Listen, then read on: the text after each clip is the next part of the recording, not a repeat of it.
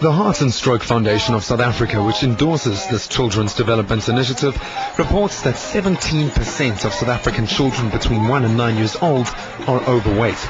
The organization says that this is linked primarily to unhealthy eating habits, but also that children are a lot less active today. This is made more alarming by indications that lifestyle patterns are largely established by 12 years of age, making it vital that school children are correctly educated about exercise and nutrition. The challenge brings children together for a fun weekend of simultaneous non-stop sport.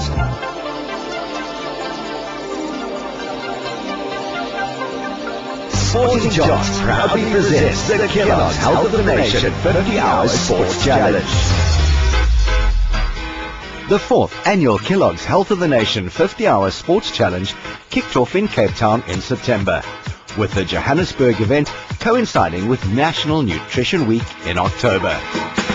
National sports stars and celebrities were on hand to encourage South African children to participate in sports and promote healthy lifestyles. Each event involved 3,000 school children participating in a variety of sports for 50 hours non-stop, aiming to keep the ball alive. Sponsors included Kellogg's as title sponsor, with Virgin Active and the Kia Charity and Care Program as associate sponsors. And a big thank you to the City of Joburg for their support with the Johannesburg Transport, with Supersport Let's Play and Good Hope FM as media partners. Good Hope's popular DJ, Sugar, did her bit to promote the health messaging of the challenge and assisting in keeping the ball alive at the Cape Town event. We heartily endorse this initiative and are proud to be sponsoring this year's Health of the Nation Challenge, said Sarah Wibberley, Marketing Director at Kellogg's. The important life skills these children will learn will stand them in good stead and form a vital foundation for healthy, successful lives. For the first time this year, the challenges were prefaced by educational health projects at the participating schools that highlighted the importance of physical activity, personal hygiene, and also gave the children guidance on setting goals, as well as Kellogg's dietitians providing key insights into healthy eating practices. Western Cape MEC for Education, Donald Grant, opened the Cape Town event.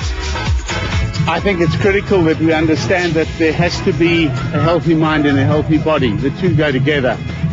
So, of course, we're going to support this initiative. We must encourage our kids to get out there, especially to make better use of their time when they finish in the school hours. And that's why we support it.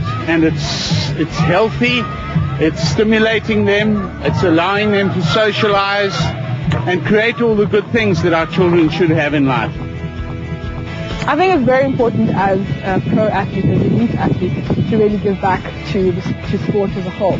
So when I heard about the Kellogg's Health of the Nation Challenge, I jumped aboard to be a part of it and see it as a real privilege to be able to give back to children and to encourage them, not only just on the sporting field, but also for their health and their lifestyle. Apart from Supersport's Let's Play and Good Hope FM being media partners, media coverage was extensive this year, and Brad spent the best part of an hour in studio with the Sunrise host, Graham Richards, on ETV. Sunrise caught up with Brad Bing, who is Managing Director of Sporting Chance. What are the major factors driving obesity in children in South Africa? Sure. First of all, the sedentary lifestyle, which has been a worldwide phenomenon. That, in other words, everywhere throughout the world, TV has got better, so people are going to watch more TV. I mean, that we stating the obvious now. We also stating the obvious that when we turn around and say that fast food outlets have played a major part in this whole thing.